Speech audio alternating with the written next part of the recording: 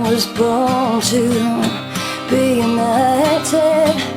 Daddy told me when I was just a baby. When I was 5, I went down the Warwick Road. Now I'm addicted, the only place I'll go. Take me home, United Road, to the place I belong. To Old Trafford, to see United. Take me home, United Road.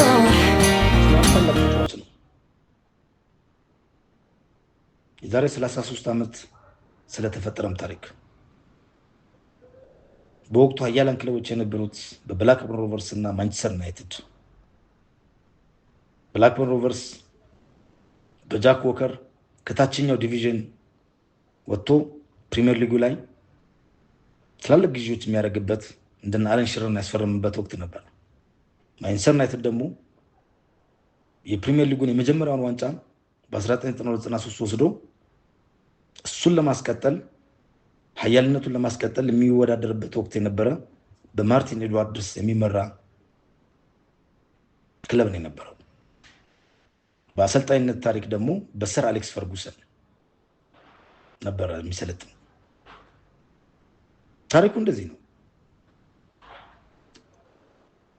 ማንቸስተር ዩናይትድ እና ብላክበርን ሮቨርስ በፕሪሚየር ሊግ በወቅቱ የወረደ አንድ ክለብ ነበረ። እሱም ኖቲንግሃም ፎረስት ነው። በኖቲንግሃም ፎረስት ውስጥ ግን አንጸባርቆ የወጣ አንድ መሀል አማካኝ ተጫዋች ነበር። ይህን ተጫዋች ለማስፈረም ተፋጠዋል። ተጫዋቹ ማን ነው? ከዛሬው ታሪክ ጋር በምን ይገናኛል? አብረን እንየው። ሰላም የማንቸስተር ዩናይትድ ቤተሰቦች እንደምናችሁ። ይህ ዩናይትድ ታክቲካል ሩም ነው። እኔ ርዕሶም ተስፋዬ ነኝ። ዛሬ ያነሳነው ታሪክ ከዛሬ 33 ዓመት ጋር በምን ያገናኘዋል የሚለውን አብረን እናያለን። እንደሚታወቀው በ1990 ቤቶች ውስጥ የማንቸስተር ዩናይትድ እና የብላክበርን ሮቨርስ ፍጥጫ የፕሪሚየር ሊጉ ዋንጫ ለማንሳት ሁለቱም በአንጋፋ በወቅቱ በነበሩት ሰር አሌክስ ፈርጉሰን እና በኬን ዳግሊሽ ይመሩ ነበር። እነዚህ ክለቦች በባለቤትነት ደረጃ ያዙት ደግሞ የማንቸስተሩን የዩናይትድ ባለቤት ማርቲን ኤድዋርድስ እና የብላክበርን ሮቨርሱን ጃክ ዎከር ነው የነበሩት። እነዚህ ህልመኛ ባለሀብቶች ትላልቅ ተጫዋቾችን ከፕሪሚየር ሊጉ ያዘዋውሩ ነው የነበሩ። በቀደመው ሲዝን ብላክበርን ሮቨርስ አለን ሽረርን በእንግሊዝ ሪከርድ ዋጋ ገዝቶ ነው የነበረው። በ1993 ዓ.ም ግን ወደ ብላክበርን ገባ የተባለው የመሃል አማካኝ ከኖቲንግሃም ፎረስት ሮይ ኪን የወረቀት ስነ ስርዓቱን አልጨረሰም ነበርና ሰር አሌክስ ፈርጉሰን አጋጣሚውን ተጠቅመው ደወሉለት። ታሪኩ እንደዚህ ነው። ሰር አሌክስ ፈርጉሰን ወደ ሮይ ኪን ደውለው ከብላክበርን ሮቨርስ ጋር የወረቀት ስምምነት ጨረስኩ ወይ ብለው ሲጠይቁት አይ አልጨረስኩም አላቸው። እንግዲያውስ ወደ ማንቸስተር ዩናይትድ እኔ ያመጣሃለሁ፣ ኦልድ ትራፎርድ ላይ ትነግሳለህ። ስለዚህ ለብላክበርን ሮቨርስ የወረቀቱን ፊርማ እንዳታኖር ብለው ሲነግሩት ያለምንም ማቅማማት የ21 ዓመቱ የመሃል አማካኝ ሞተር ሮይ ኪን የፈርጉሰን ሐሳብ ተቀብሎ ለማንቸስተር ዩናይትድ ፈረመ። ከዛ በኋላም ከማንቸስተር ዩናይትድ ጋር ትላልቅ ዋንጫዎችን አገኘ። የማንቸስተር ዩናይትድም ታላቁ ካፒቴን ሆነ። የፕሪሚየር ሊጉም ወርቃማ ዘመኑንም ከማንቸስተር ዩናይትድ ጋር አሳለፈ። ሮይ ኪን በወቅቱ የኖቲንግሃም ፎረስት ምርጥ አማካኝ ተጫዋች የነበረ ነው። ኖቲንግሃም ፎረስትን ወደ 114 ጨዋታ ተጫውቶ ወደ 22 ጎሎች ያስገባና ለ3 ዓመት ያክል ኖቲንግሃም ፎረስት ላይ የተጫወተ የፕሪሚየር ሊግ የተጫወተ ተጫዋች ነው የነበረው። ኖቲንግሃም ፎረስትን በወቅቱ ትልቅ ክለብ ነው የነበረው ከመውረዱ በፊት።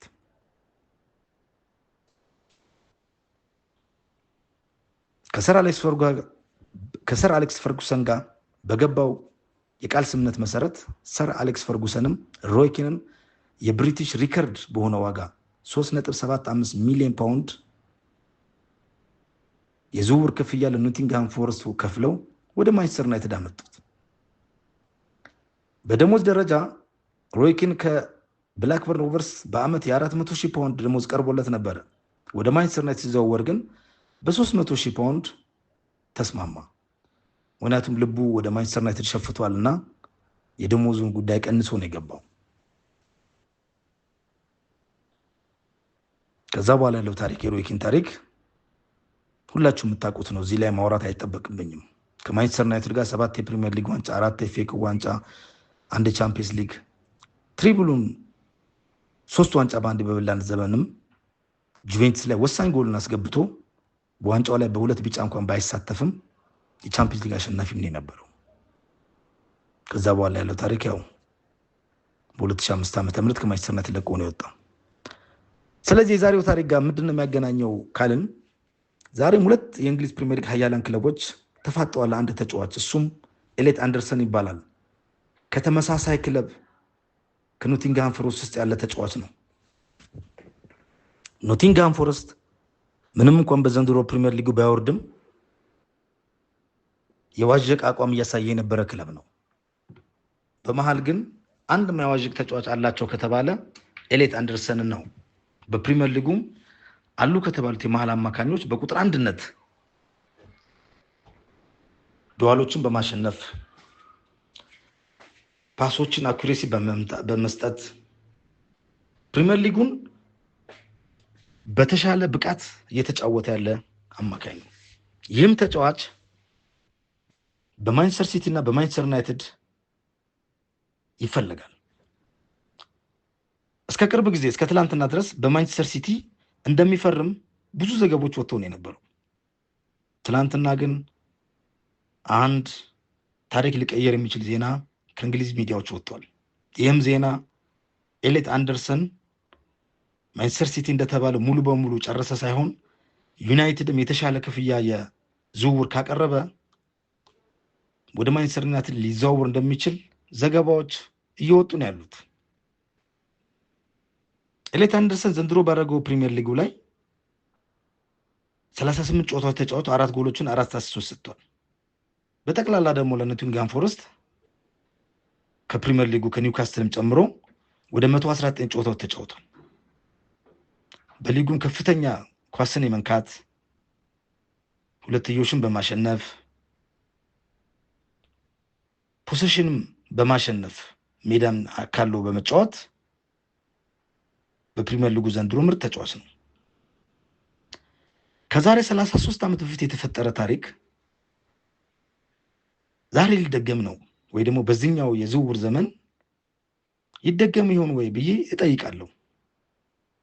በ1993 ሮይ ኪንን ከኖቲንግሃም ፎረስት ካስፈረምን በኋላ ማንቸስተር ዩናይትድ አንድም ተጫዋች ከኖቲንግሃም ፎረስት ወደ ማንቸስተር ዩናይትድ አልተዘዋወረም። በአንጻሩ ግን ከማንቸስተር ዩናይትድ ወደ ኖቲንግሃም ፎረስት 4 ተጫዋቾች ሄደዋል። በቅርቡ እንኳን ኢላንጋ ሄደዋል፣ ጄሲ ሊንጋርድ ሄደዋል፣ ጄምስ ጋርነር ኤቨርተን ላይ የሚጫወተው የመሃል አማካኝ ሄደዋል።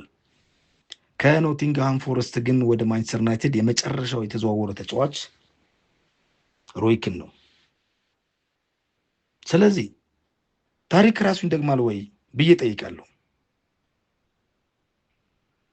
ዩናይትድ እንደሚታወቀው አዲስ ፕሮጀክትና ዋንጫን የመብላት እቅድ በ2028 ይዞ እየተንቀሳቀሰ ያለ ቡድን ነው። በአንጻሩ ሲቲ ደግሞ የጋርዲዮላ ዘመን አብቅቶ ጋርዲዮላ ከሲቲ ኮንትራቱ አልቆ በኤንዞ ማሬስካ ተተክቶ ለ26-27 የፕሪሚየር ሊጉ ዝግጅት የሚያደርግበት ሰዓት ላይ ደርሰናል። ይህም ኤሌት አንደርሰን በዋንጫ ላሸበረቀው ማንቸስተር ዩናይትድ ይፈርማል ወይስ ባለፉት 10 ዓመታት ፕሪሚየር ሊጉን ለተቆጣጠረው ማንቸስተር ሲቲ እና በሼክ መንሱር የሚመራው ግን ደግሞ የእንግሊዝ ፕሪሚየር ሊግ የፋይናንሻል ፌር ፕሌይ ቅጣት ለሚጠብቀው ማንቸስተር ዩናይትድ ይፈርማል፣ ማንቸስተር ሲቲ ይፈርማል የሚለው ጥያቄ በቀጣይ መልስ ያገኛል። እኔ ግን ታሪክ ራሱን ይደግማል ብዬ አንድ ጥያቄ ጠይቃለሁ። የሮኪን ታሪክ በኤሌት አንደርሰን ከ33 ዓመት በኋላ ኖቲንግሃም ፎረስት ለማንቸስተር ዩናይትድ አንድ ተጫዋት ጀባ ይላል ወይ ደግሞ ይሸጣል ብዬ ነው ማምነው። እሱም ኤሌት አንደርሰን ነው። እናንተስ ምን ትላላችሁ? እስኪ ሀሳባችሁን አስተያየታችሁን ጻፉልኝ። ይህ ቻናል ዩናይትድ ታክቲካል ሩም ነው። እኔ ርዕሶም ተስፋዬ ነው። ቻናሉን ሳብስክራይብ፣ ላይክ እና ሼር ማድረግ አትርሱ። በዚህ ቻናል ስለ ማንቸስተር ዩናይትድ ወቅታዊ ዝውውሮችና ትክክለኛ ተጨባጭ የሆኑ ዝውውሮችን እናቀርባለን። ስለዚህ ታሪክ ራሱን ይደግማል በሚለው ጥያቄ ላይ አስተያየታችሁን ስጡኝ። የእናንተንም ሀሳብ ልስማ። ለዛሬ ይህን ያቀረብኩት አመሰግናለሁ።